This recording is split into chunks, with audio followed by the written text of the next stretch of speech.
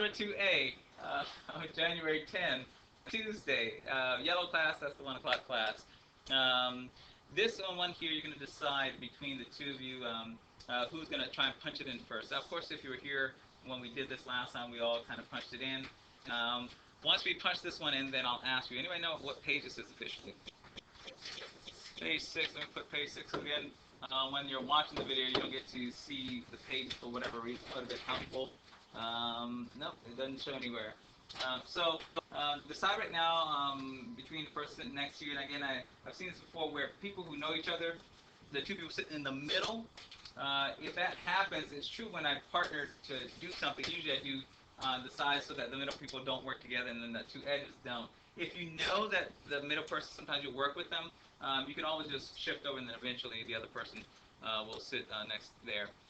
Seats are random, so as you get here, you don't have to run to them. Most people wind up sitting in the same place, but of course it does shift, so just work with it when it happens. I always like to wear it to be here, but now that's the big that back table gets used. In any case, step 1. Please, in your calculator, see what you remember. Hopefully one of you remember it more than the other, or if the other person punched in, they're like, oh shoot, I forgot. Like, remember where do I to get the... So see if you can punch this guy in, and then I'm going to ask you to compare two equations and have you write an answer. Alright, so we got this one in. At least people got a chance to mess around with it. You know the most important buttons, that y equals, he's important. What's another button that's just way important? That the button to the right of the green, the X button, he's important. Anybody else super important to me? I think that negative button down at the bottom under number 3, he's important because, again, if ever they have like a -2 or a -3, it's not part of it's like the leading thing. If you hit the minus sign, usually if you have to graph it or do something, it'll come up with an error. The next one I kind of want us to type in, again, you can keep these in, and we'll go down to is, should I keep it in or should we clear it? Come on, where are you? Where are you? You're a short one. There you are. This guy here, he's a short one. This is kind of the level that they might put it in. So hopefully after doing that big, ugly one, can someone say what page this is? I went down a few pages. 13, thank you. Do the same thing one more time. And at this point, if they figured out, they can switch back. Otherwise, they can stay in the same positions. But go ahead and do this. And even Jack, I would say don't use your time doing that because, again, when you watch the video, it's going to put it all out for you. And that way you don't fall behind. So what is that you're doing right now? Each person's going to type in this simple guy. So do that for me right now. Enter these two guys, enter this function into the computer, rather into your calculator. Once you get your 2 in, if you chose to fill in the chart, but now I guess it wouldn't really make sense for everyone to do it. Does anyone know why I'm putting a 0 in the middle of the chart for this function? For my table. It's a parabola, and you always know it's a parabola because there's an exponent 2 there. A parabola, of course, looks like a rainbow, or it looks like the letter U. But what's important is, when you're putting in a table for a parabola, oftentimes the y-axis is what's going to split it in half. It's the thing that's going to be what's called the axis of symmetry. It's gonna, like if you were to cut me in half, the axis of symmetry would go like right here, and there'd be equal parts on both sides. Well, because of that, you usually put in a 0, and for the domains, we put in the domain 0, the domain negative. Put it below just in case. I don't know. On those calculators, when we go to table, are the negative numbers above and then the positive below? They are above. In real life, normally we put the positive, but I'll switch it so it looks like the calculator. -1 and 1, you put partners. -2 and 2. If you're going out -3 and 3, you would do that. So anyone who missed last time, some of the stuff they've already done, when you watch the video, you'll get caught up. Alright, so go ahead and on this page we put in our X-Intercept and Y-Intercept, correct? Did we put them in on there? Okay. And I'll start doing this from time to time, so they'll be like, oh shoot, did we do that in red class or did we do that in yellow class? So if ever I ask you something that you know we've done, just go ahead and help me out that way. So here's the question I want you to respond to. Here is the equation on page 6, and we have a picture on there. We sketched a picture. At least I think we sketched a picture. I see it on some. Then on page 5, look at the equation, and we sketch the picture on that, or at least some people did. So here's what I'm going to say. If you didn't sketch the picture based on the table, what I want you to do, and I see some that are in, is to sketch a picture on both of them. And then the question you're going to answer at the bottom of either the pages, or even straddling the bottom of both pages, I wish mine would do side by side so it looks just like yours, will be, what's different about the two graphs, the two sketches? I'm going to be more specific. Well, first let's ask this out loud. We'll say this part, but I want you to write the other part. What's the difference between the two sketches? The two graphs. Huh? Okay. But just the pictures specifically, when you see the pictures, what's different between the two pictures? Uh-huh. All right. So one is opening up, is the way I would say it, and one is opening down. The part that I want you to do when you examine both the equations to see what's the difference between the equations that would account for one going up and one going down, that's the answer I want you to write down on the bottom of your page. So if you're looking at the equation, rather the function, there's something different. They're pretty much the same, almost exactly.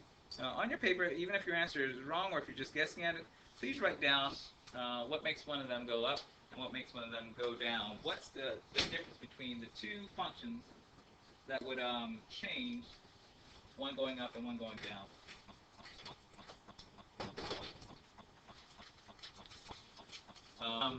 The difference between the two equations, one going up, one going down, can someone say what makes a difference? All right, I threw it back there, hands there. But say more. Someone add to what he said, the negative. Mm-hmm. Okay, but I know what you're saying. It is true with a quadratic. If there's a negative out front, this one they did an odd thing. They put a whole big parenthesis and put the negative there. Normally, or oftentimes, they'll just put the negative on the square term. The minute there's a negative there, then the parabola will make a rainbow. Why is that important? Why would he even bring that up? Because when they try to use a parabola to describe something in real life, this is the kind that they like to use. In other words, there's a boy who kicked a football, and the shape was this parabola. It has to do that negative thing. There's a boy who threw a ball from on top of a mountain.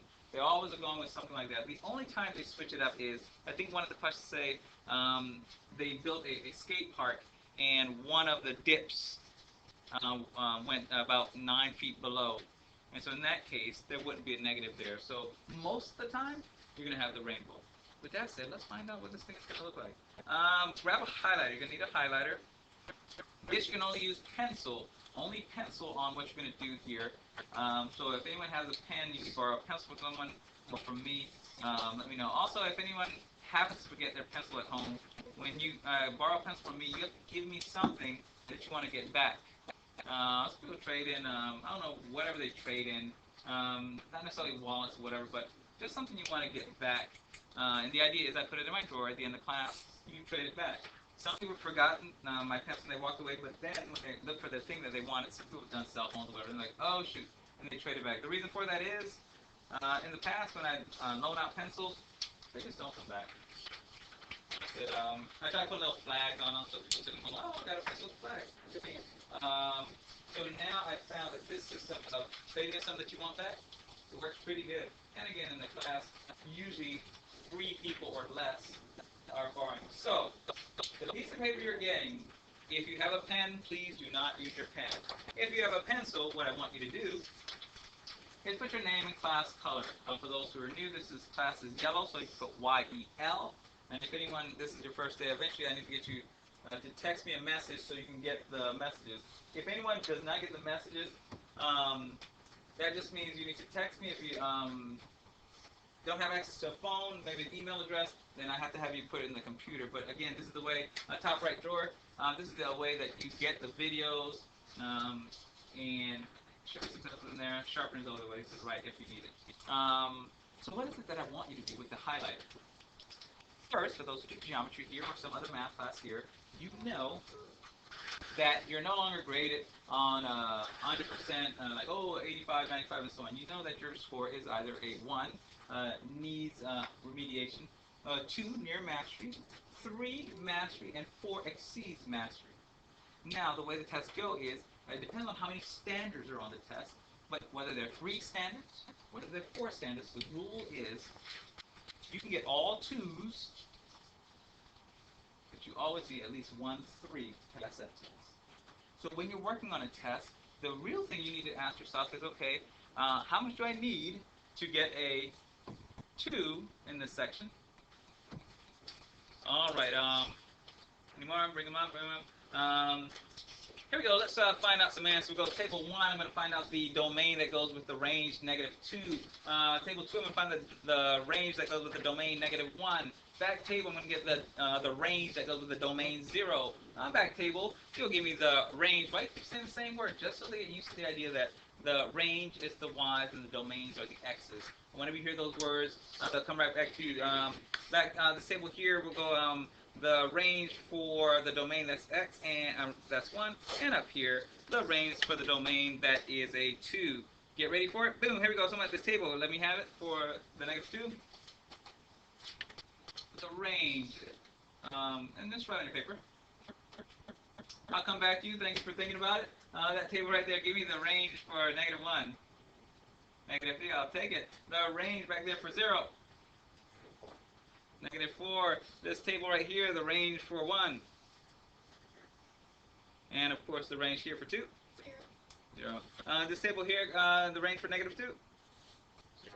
Alright, thank you, thank you. If I haven't had you sketch it yet, go ahead and sketch that. We're going to start picking up the words, like the X and Y-Intercepts, we're going to do that. But then the domain and range on a picture. As a matter of fact, we need to actually write in the standard at some point.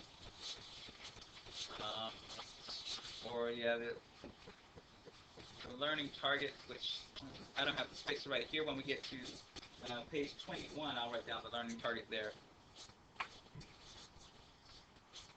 All right. Okay, here we go. I'm putting in my dots. Let's see. Sure, why not? Why not?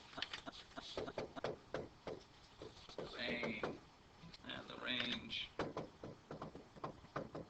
Let's see if I can squeeze these guys in super fast. -2 and a 0. I see you. -2. That's a big ugly dot. A -1 and a -3. All right, I'm getting better. And a -4. Where are you here? A 1 and a -3. Hey, 1 and -3. You'll also notice that the points, they're always equidistant from a certain point, a certain line, this line of symmetry. So let's see if I connected the dots. Maybe I should do something also. Put in some arrows on these. These arrows are going to wind up being important as we find the domain and the range off of the picture. So sometimes, yeah, you have a little chart. Please find the domain. Oh, you mean the red numbers? Yeah. Please find the range. Oh, the green numbers. But they, what they're going to actually ask us for, and I'm going to write the learning target up here. It's going to be. Let me write right off the test. Standard 1 learning target I can interpret. Please write this down. Run out of space up here. But I'm going to try it anyway. I can interpret key features. Yeah, key features. There are going to be 5 key features.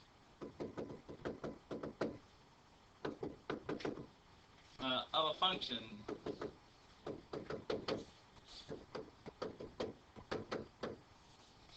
Given a graph. Give me a picture, and you need to produce these 5 items that are on here on the board. Given a graph. Write down that learning target. In other words, when you walk out of here today, you should be able to find these key features once you're given a picture. If you can, then you know, oh, sweet. All right, I wish I had the split screen, because now I'm going to have trouble. So let's do this. Oh, some people are still writing. People write faster than others. I forget that sometimes. But for those who are finished writing, we're going to start with the 3 that we're used to. the X-intercepts, the Y-intercepts, and the minimum or the maximum. For those who weren't here last time, if it makes a U, it goes down to the lowest point, it only has a minimum. Or if it's a rainbow, it goes to the highest point, it only has a maximum. It can only have one or the other, it won't have both. Alright. If you know the X-intercepts, you can write them in. If you know the Y-intercepts, you can write them in. If you know the coordinates of the minimum or the maximum, and you got to choose one, you got to underline, is it a minimum or is it a maximum? I'm going to go back to my table to remind some people, because we're going to put some stars to help. Let's see, let's put some stars on that other page. Let me ask. I want to star the X-intercepts and the Y-intercepts. Can someone tell me one line? Three of them are going to be winners. One of the lines that I can star for an X-intercept or a Y-intercept. A certain thing you see on a table, you're like, oh yeah, that's one of them. Sweet, good job. -1, -3, that is a good choice. It won't qualify this time, but that is a good choice. I'm looking for an intercept, an X-intercept or a Y-intercept. 0, -4. How do you know that would be one of the intercepts? What did you see? There is a Y-intercept and there is an X-intercept. This is one of them. But there's a certain thing when I look at a table that tells me, oh, that's going to be one of them. I don't know which one, but it's going to be one of them. Which one is going to be the Y-intercept? How could you tell? Oh, you're looking at the picture. Okay, I see. Were you looking at the graph when you did yours as well? Because she did hers on the graph. So let me, It has a 0. If ever you look at a table and teacher say, hey, I want you to pick the X-intercepts or the Y-intercepts. Teachers use in math talk to say, hey, I want you to look at this table. Any of the lines where you see the number 0, go ahead and put a star next to it. So let's say it that way. Do me a favor, go to the table. Any line that has a 0, put a star next to it. I hope you will start feeling in math over years, over time, that most of the stuff you know is just the way, the words they use to ask it. If I would have said put the stars next to the ones that have zeros, who would be able to mark those 3? But that intercept, I don't even know what an intercept is. I'm not even sure what to look for. The rule is, on a table, if there's a 0, you know it's an intercept. The next question is, how do you know if it's the X-intercept or the Y-intercept? Reminder, if you give me the number for X, then you have given me the X-intercept. 0 is the word intercept. So I have the X number, and whenever I see the word 0, that's how I say intercept. So this one is an X-intercept.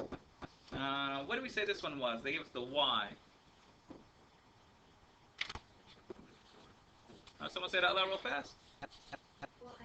I appreciate that.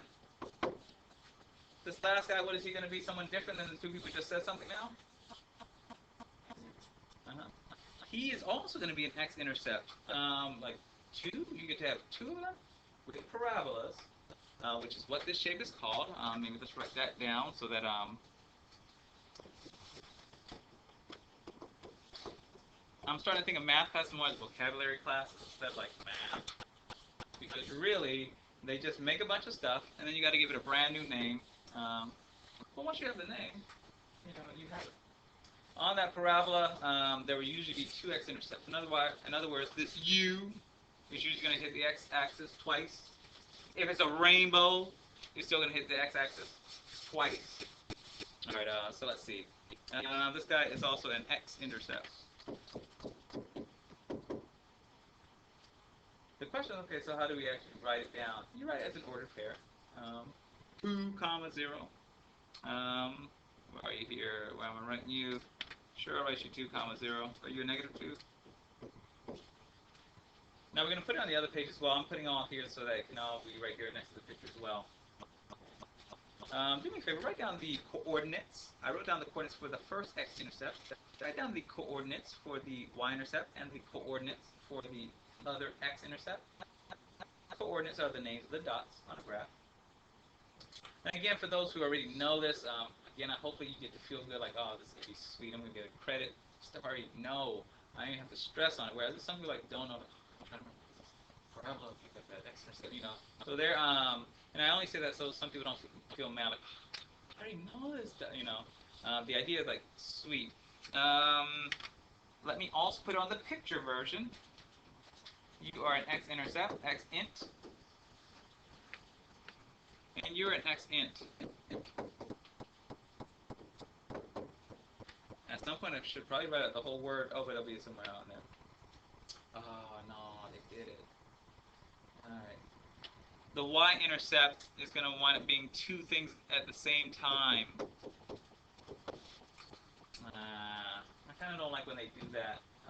They're going to separate it at some point. All right, so let's see what we got here. We got the X-intercept, the Y-intercept. Someone say what the coordinates are for the Y-intercept. 0, -4, and then of course down there we got 0, 2 for the other Y-intercept, or rather the other X-intercept.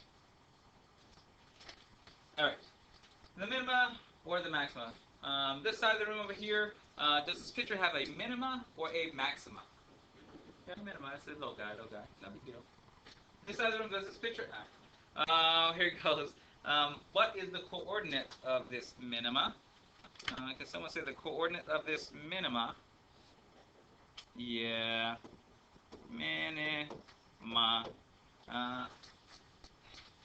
Anybody know why I'm not happy that it's the same thing as, well, never mind, I guess I just said it. I was saying, I'm not happy about it because it's the same coordinates as the Y-intercept. And some students in a math class go, well, if this one time the minima happen to be the same number as the Y-intercept, then every single time I get a Y-intercept and someone asks me for the minima, oh, I'm just going to put the same thing, but it's not true. All right, let's see. Do we have enough on this picture? Do I want to do the domain and range on this one? No, because I know I can, but some people's pictures are going to be different than mine, so they'll have to trust me. All right, here we go. So over here we did the X-intercepts, which, do I want to write them over there again? Sure, go fast. It's -2 and 0, and then a 2 and a 0. The Y-intercept was a -4. That minima, which circle, they put minimum, but it usually is minima, or you could have underlined it, happen to be the same thing. How can you determine if the quadratic function faces up or down? We did that one on the other thing. You can respond to that now. You don't have to right now because we responded to the other part. The domain and range. Well, let me say this. Once we add these last two pieces of the puzzle, and we do it more than once, that's standard 1 and basically standard 3. Standard 3, what they're going to do is say, okay, if you can do it once, let me give you two pictures. Look at this picture and look at this picture. Do both of them have the same Y-intercept? You know, okay, the Y-intercept is this. Oh, no, they don't. That's false. Look at the two pictures. Is one linear? Are they both quadratics? What's a quadratic? Or are they both parabolas? This thing here, let me write down. A parabola is also called a quadratic, just in case they throw that in there, which I hope they don't. I'll look and see if they do, and that way I'll say that word more. But basically, standard 3, now you can do standard 1, we'll give you two of them, and just compare them. Okay, when are they the same, and when are they different? So here we go, let's see what we got here. Got those, all right. In the past teaching domain and range, I've tried it different ways. It's been confusing to some. I'm going to try this whole idea of left to right. Oh, I already know how to find the domain and range when I have a picture. If you were to give me this picture here, I already know how to find the domain and range. I'm not going to actually answer right now, but just show your hands like, okay, I know how to get domain and range. You give me this picture, I can find it. Okay, that's okay. See, 1, 2, okay, 3. All right, that's good. I'm not asking you all to answer it. Those who said no, wish me luck. Those who said yes, hopefully I do in such a way that it's clear. This board here, I'm going to start with this. If someone asks me to find the domain and range of this board, in English, what they're asking me when they say find the domain, they're saying, where does this smart board begin? Starting from the left, like when you're reading. And if I went all the way to the right, where does it end? Okay. If I had some numbers here, I would say, oh, this number is a 1, and it goes all the way to a 5. There's a domain. No big deal. So that when it becomes confusing, at least you know I'm looking for two numbers. I just don't know how to find them. Okay. Hey Thomas, how do you find the range of this board? That just means find it from the bottom, always bottom, and go to the top. Okay. There's some number for the bottom. Maybe at the bottom it says 0, and then it goes all the way up to like a 5. And there's the range. Domain, range. Now there are official ways to learn this thing. I'm going to try and do the way where when I do it, for me, it works. Here we go. My picture, because it's slightly different than yours, can be off, but when we do the second picture, everyone will have the same picture. But here we go. Hey Thomas, if you had a highlighter, I would have you highlight, and then you can use the second highlighter to do a different color. So grab one highlighter when it's time to switch. You could do a different one. Like, what does it mean, a highlighter? What do we need that for? Here's what I want to do. For this picture here, I want to find the domain first. I'm going to find the domain in yellow. So what am I going to do in yellow? Where this picture ends, I'm just going to draw a line straight down. This is the left wall. The left wall. The picture starts here on the left. I'm going to find out what number this is in a minute, but for now I'm just drawing the walls. Not everybody can draw the walls, and people will get confused, domain and range. I start sliding from left to right on the picture. Once I get to the end of the picture, and again our picture is going to be a little bit off, I'm going to put the right wall. I just drew the domain. The domain has two numbers that go with it. What's this number on my picture? I know our picture will be different. Technically, you could answer it for your picture. But if I were going back on my picture, go 1, 2, -1, -2, -3. Okay. The left side of my wall is the left side of my domain is a -3. Okay, that's nice and clear. Now, can someone say on my picture what the right side of my wall will be? It turns out to be positive. I hope people don't think, oh, it's always positive and -3, the same number. No, it just happened this time. 1, 2, 3. There's the right-hand side wall of my domain. I'm going to write it on here, then ultimately write over there on the other picture. But it goes like this. No. Okay, all right. So if I'm writing my domain, I'm going to use the letter. Sure, I'll put it up here. Domain. I'm going to start by just putting in the numbers from left to right. -3, comma 3. Now, the way we're going to write these domains, for those who know them, some people do it with the X's and the less than and greater than symbols. I'm not going to do that one. I'm going to do it with either parentheses or brackets. But let's get the other two numbers for the range, and then we'll put it in. Some pieces I'm lying to you about, I'm going to have to fix it because it's broken. But for now, the easy version, just so everyone can know, left wall, right wall, that gets me the domain. Bottom floor, I'm going to use a different color. I'm going to encourage you to use a different color as well. How low does this picture start? It starts all the way down here. And then it goes all the way to the very top. Again, the picture we're going to go to, the official picture we're going to go to, that they're just going to give us. It won't be off. My picture's off. Your number's going to be a little different. Like, well, my picture doesn't look like yours. Mine's got up to 5. So we'll use mine this first time. All right. Can someone tell me what this bottom number is on mine for the range? Say it again. Yeah, it looks like it. -1, -2, -3, -4. That's the carpet in the room. From the carpet to the ceiling is the range. From the yellow wall to the blue wall is the domain. What's the top? How high does it go? Dang it. What are the chances that I would... Damn, that makes things confusing for people. Because people are like, look, it's always the same number, just positive and negative, the same thing. But it's not, Desmond. All right, here comes. All right. You always write from bottom to top. Here it comes. The range.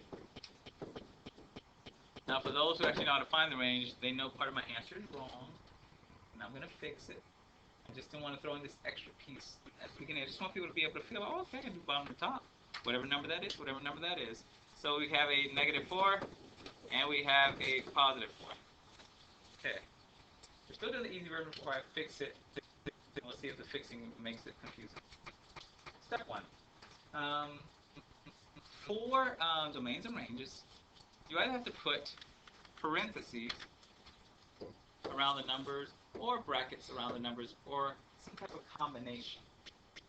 The rule that I'm going to use from now and again, those who know stuff, don't say it to the others because I've tried to teach all the different versions that could be there.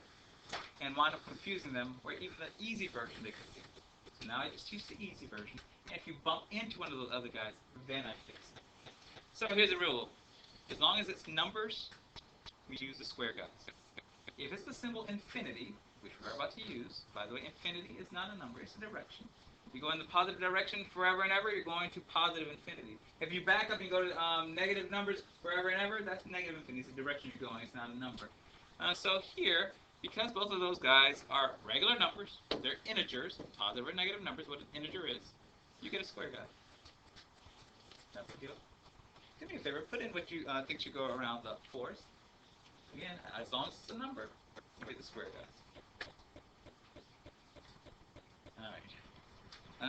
So let's see if we built this thing.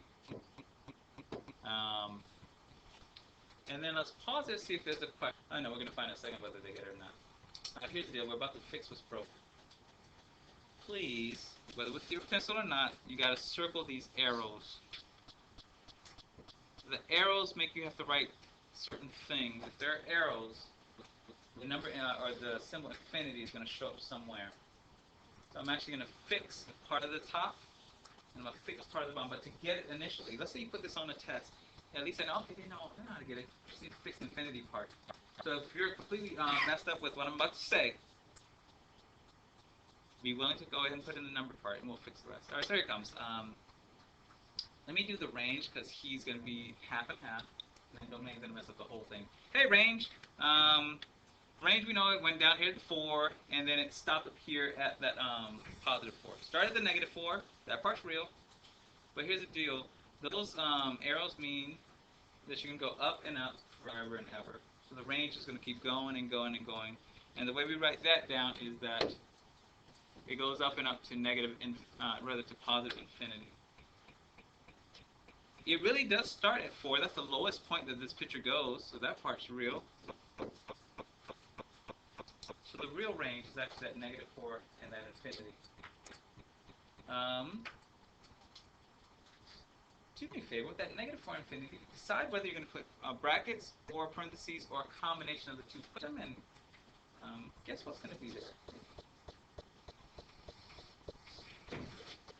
All right, here we go. Next to the negative 4, am I putting the bracket or the parenthesis? Anybody can just say it. Bracket, yeah. Numbers always get the brackets. What am I putting on the infinity? Yeah.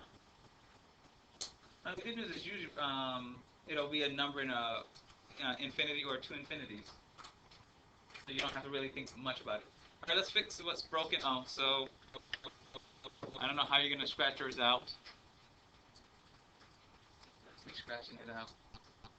All right, let me do it with the domain, and then we're going to see if we can do another picture. Because again, this is standard 1, and this is standard 3. You kind of get 2 in 1. If you are like, okay, I see it, I got it, then you're feeling okay with that. So here we go, the domains. Here's the problem with the domains. It says we stop here at 3, we stop here at positive 3, but what's true is this: these arrows with this kind of go up and up this way, so they move out and out forever and ever in both directions. Most of the parabolas that either go up, or even if they go down, they will always go out and out forever and ever. Therefore, sorry people, instead of a negative 3, you actually have a negative infinity, because that's the direction it's going over here, forever and ever, the arrows. And instead of that positive 3, I apologize. So I'll be like, what? It goes up and up forever and ever. And you know that you have to put those guys there.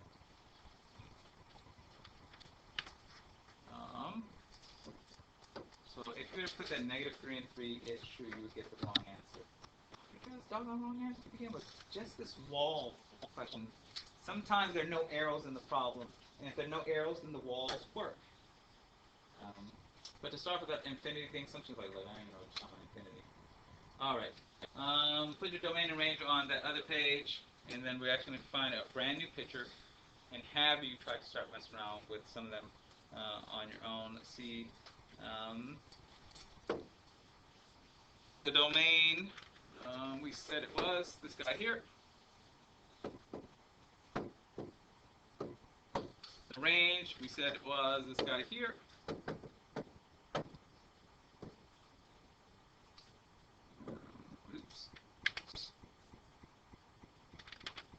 And one thing they need to hear, I hate to even add more to that domain, just because books are going to say this, you need to hear it at least one time. From negative infinity to positive infinity is all the numbers there are. It's all the numbers there are. There aren't any extra numbers. It's all the numbers there are. And so sometimes they'll say that as all real numbers. I'm just writing so you can hear this. Infinity to infinity thing is fine with me. But you just need to know that sometimes they'll say all real numbers. You need to have heard it one time. And the other thing you need to hear one time is, in addition to all real numbers, because math people don't like writing a lot of words, there's a symbol for all real numbers. Anybody know what that symbol is for all real numbers? Sweet. I do like it when I'm the one who said it to you first, so when you see the symbol and then you see it again, you're like, yeah. Thomas Enrique showed that to me. All right, here it comes. It's the letter R with this double legs. That thing means all real numbers. So if you put this infinity to infinity for the domain, or you could write down the words all real numbers, or technically you could write down the double, I'll call it a double R. Use this before you use that. Use this, add it on. Alright, you guys are doing great. It feels like forever, but let's see if we can get a test question so that you guys saw the test. Go to page Go to page 21, I think it's going to have marked. The first one, didn't put some things we need, so we're going to have to write down some of the words. Your first chance to see, okay. So I know. So we're, our goal is to try and do for sure 21, 22, and there might be 25, but I think 21 and 22. But do me a favor, they didn't put down the things you need. So D for domain, you're going to need that. R for range, you're going to need that. Should I write out the whole words? I'll write the whole word. We'll see if you guys just decide to write abbreviation. But again, when you go back, look at your notes. Sometimes you're like, what was R? Domain, range, and what comes after that one? X-Intercepts. Y-Intercept. This one I'm willing to shorten. Max or min. I don't know why they didn't write on this one.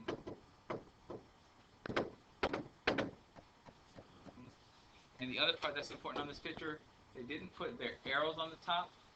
So some people who can do two things at once. Oh, your picture isn't that.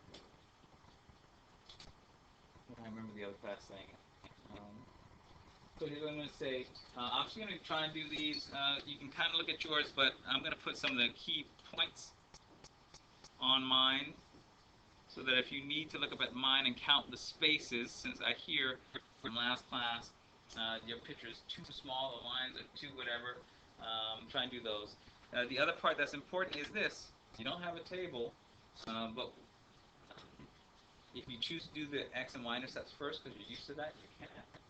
If just because we did the domain and range, you want to put in your walls and do that, you can do it that way.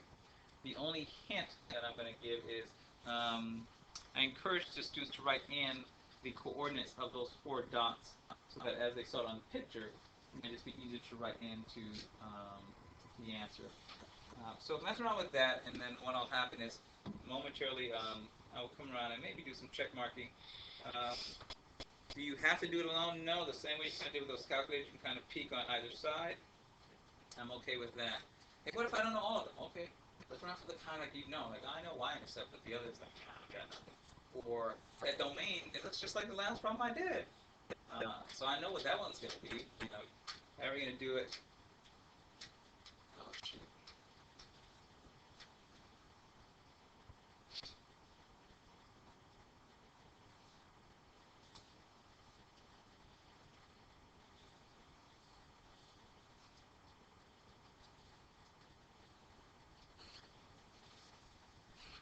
Oh, that's so sad. I wasn't even recording that stuff. Now when it pops up on the video, the person will be like, and so like, blink. Stuff like, what? We wrote in, so we wrote in this guy here, your X-Intercepts.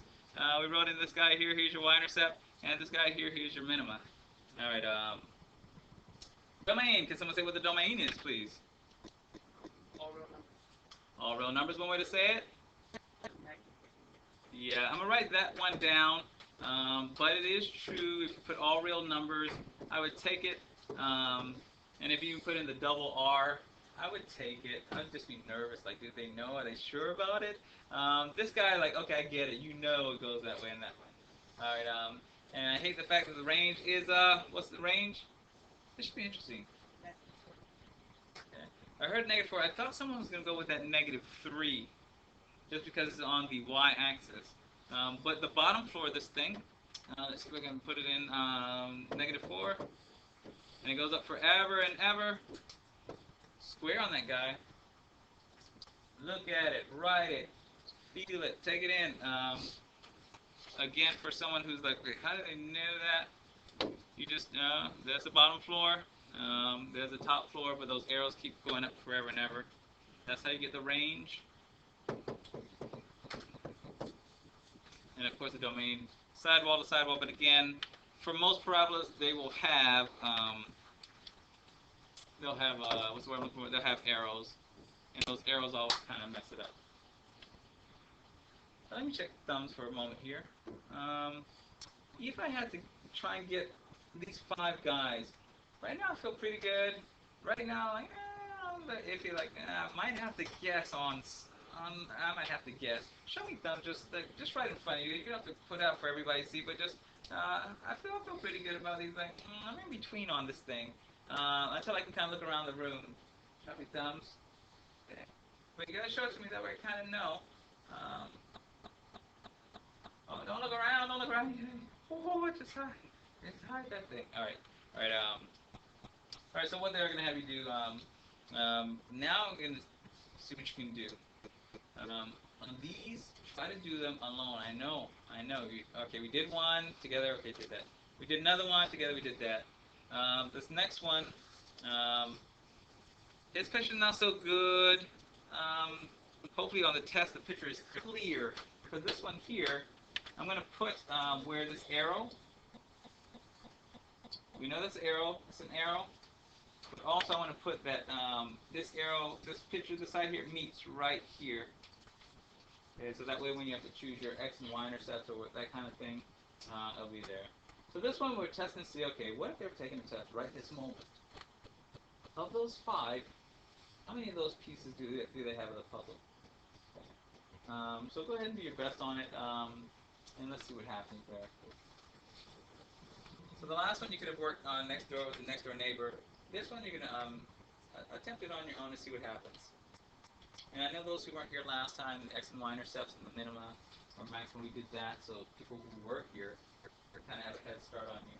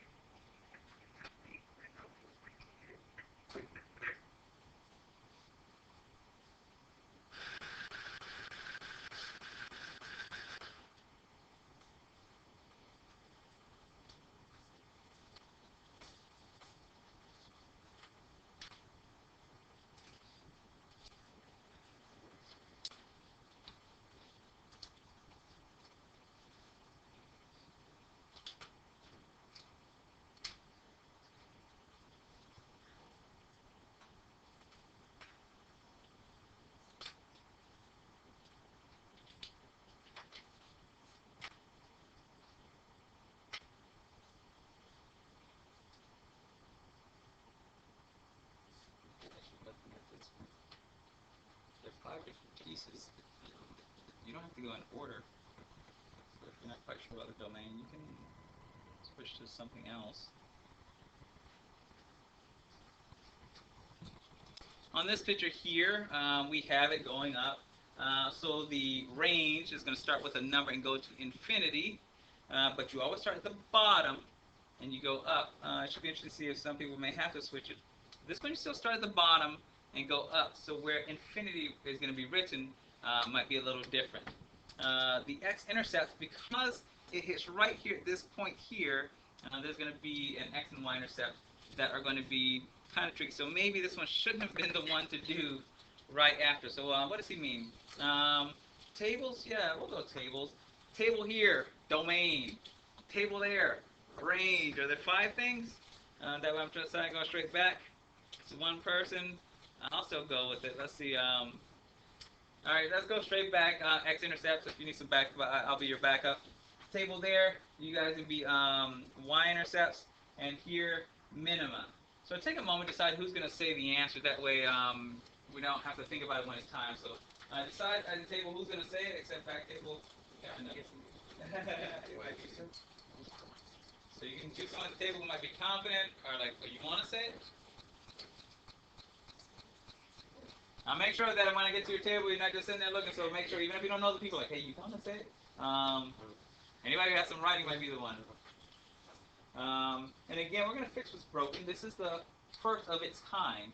So some pieces are similar, some people are not. And again, I remember when the teacher used to say that thing at a table, like, all right, you guys decide who's going to say it. Oh. Or the worst case scenario, I'd be like, all right, I'll say your answer. I'll say your answer.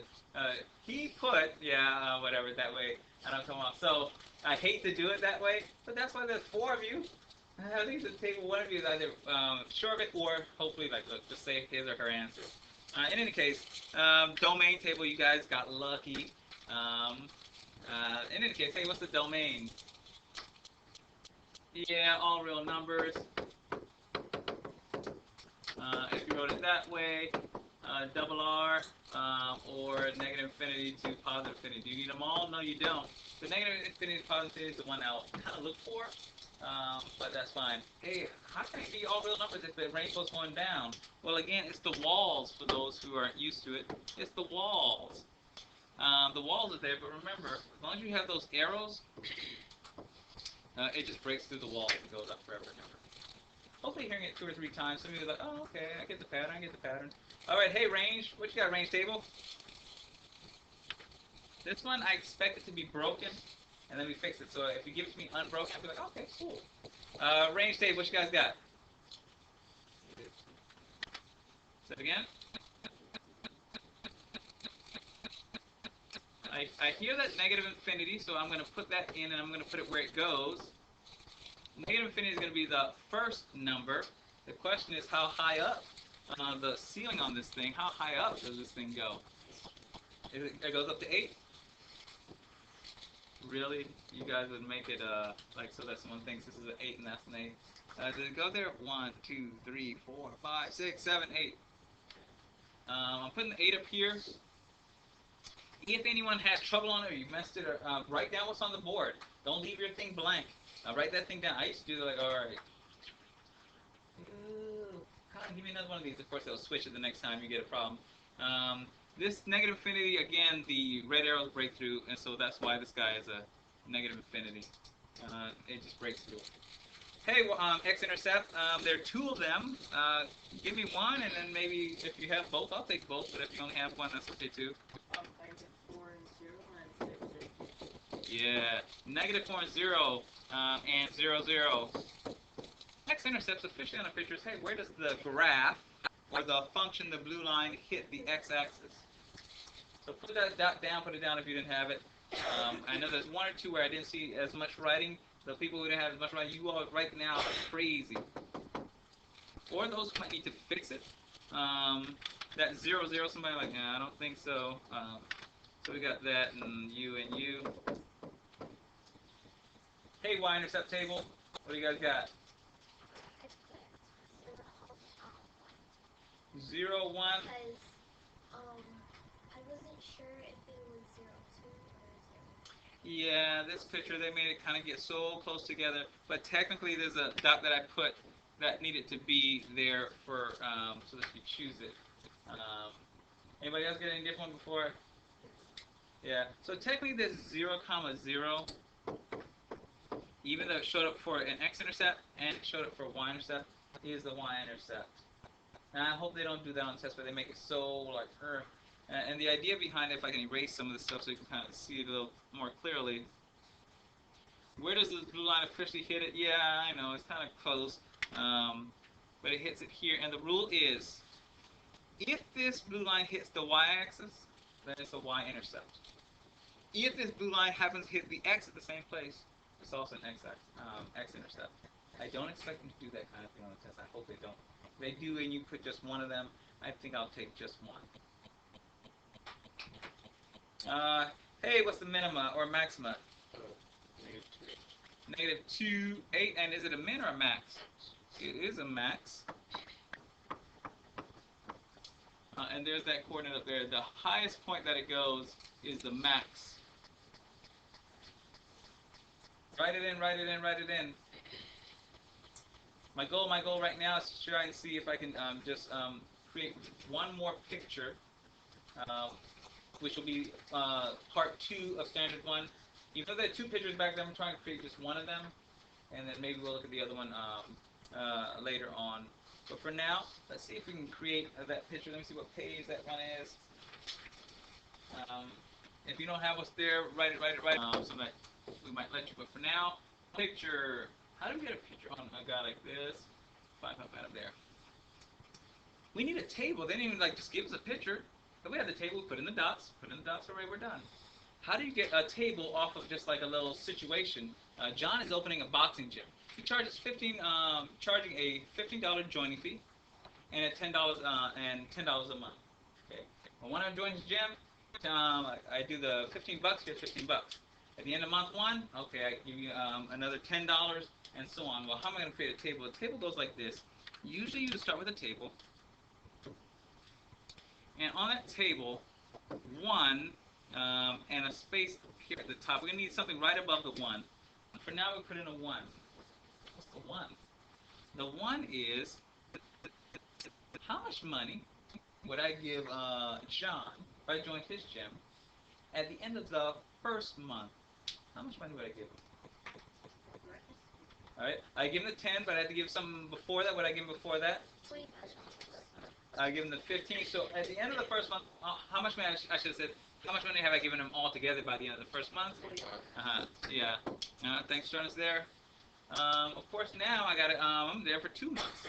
How much money would I give him in, well, how much money, put it again? Right. So here's the deal. The first month I gave him the 25. By the second month, I will have added on $10 to that next month. How much will I have given him then? Yeah. So the next each month I gotta give him an additional $10. So to know how much I've given him all together, we've done that. So I'm gonna have you put in 3 and 4. See what you'd have down for 3 and 4. How much money altogether would you have gotten? Now again, in real life, you wouldn't have thinking about it in this table. You would know. Okay, yeah. The first month I gave him that 10, so 25 with the joining fee. Next month I added 10. So how much on the third? Someone different on number 5? Alright. I should have been on number 4. I'll do... Nah, I won't do another one. I think you get the point. But the question I go, okay, is that going to really get me a picture? Well, this... And we've got to figure out how we're going to scale the 25s just to get it on there. We've got to get that picture on there. Because once the picture's on there, for most of you, I feel comfortable like, okay, yeah, they'll know how to do the X-Intercept, the Y-Intercept. Bottom to top range, left to right. One last thing. Write the word real world here. This is going to affect the domain. Real world. Whenever they write, they give you a real life scenario, and you create a chart. Yeah, to figure out what the chart's going to be just off that, you usually start with 1. Then you go to kind of follow a pattern. But you always have to back up to 0. In real world, 0 means how much, what happened at the very beginning, before the end of the first month. What happened at the very beginning? So in order to join the gym, what happened at the very beginning? How much did we give? That's at the end of the first month we gave 25, but just when we walk through the door, we have to give him a certain amount of money. We have to give him $15. And what that represents, 0 is the way you're saying before, like right at the start. Before anything happened, before a month happened, before the end of the first year. And that's why I left the extra space up there. I'm going to put a little star there because this part here is the part that most students, it's like, how can it be like 0 months? Like, I don't know, at the end of the first month and the second month, I get that, but 0 months? Well, 0, now take your hand, is always the initial thing at the very beginning. We're going to put in some dots in just a moment. Question, comment? If we had to scale this like if it points in, can we count by 5s? You could do 5s, which we'll probably do, it just all the dots won't get on there. Some people in the other class maybe could do 10, 10, 20, 30, 40, but again you have to put your dots in between. So we'll scale it by 5s going up, and left and right we can still do 1, 2, 3, 4. Usually you just need about 3 or 4 dots to get the point of the picture, and then we can put an arrow. So here's what I'm going to do. Once you make your table of the situation, then that's kind of the hardest part, because now here we'll put a 1, a 2, a 3, a 4, a 5, left and right, be regular. The other thing you're going to find out in real life situations, you will never have a negative number. Like here, this is what happened at the end of the first month. What happened at the second month? What happened at no month, like right at the very beginning? You'd never say, what happened at -1 month? Like, yeah, what? Doesn't make sense. Or money, if I gave him $1, I get this much. If I gave $2, I get that much. What if I gave him like -$3? How much? Yeah, yeah. So when you do the real world thing, which is going to come up on the test, they'll say, what is the domain for this situation? You will never have negative. It'll always start from 0, and it'll go up to some number, or to infinity, depending on what the situation is. In any case, put some of these in. I'm going to put this 5, 10, 15, 20. We are now scaling. What is scaling? Normally it's 1, 2, 3, 4, 5. But if ever you need to change the numbers to fit some of the bigger numbers, then you know you are scaling. This is X and Y. This is months. And this is money. Why would you write blue on blue? That is crazy. Alright, months. Then why would you write red on that to make it hard to read? Like this is 3D. Because you can't stop. Alright, 5, 10, 15, 20. Once we get the picture in, then that's going to be the main piece I want today. Eventually we'll get the domain, the range, and so on. But here's the deal. 25, 30, 35, 40, 45, 50. I'm not even going to get my 55 in there. Alright, go ahead and put in the points, plot the points or graph them. 0, 15, 0, 15, 125. I'm going to do 235. And then just do that fourth one, 345. Where are you? 3. And there's 45. And for the purpose of connecting the dots, usually, you know it's going to keep going on and on, up and up as we add in more numbers. And so for our purposes, we put an arrow on it. We could have done 3 and an arrow. Go ahead and get that in. I'm going to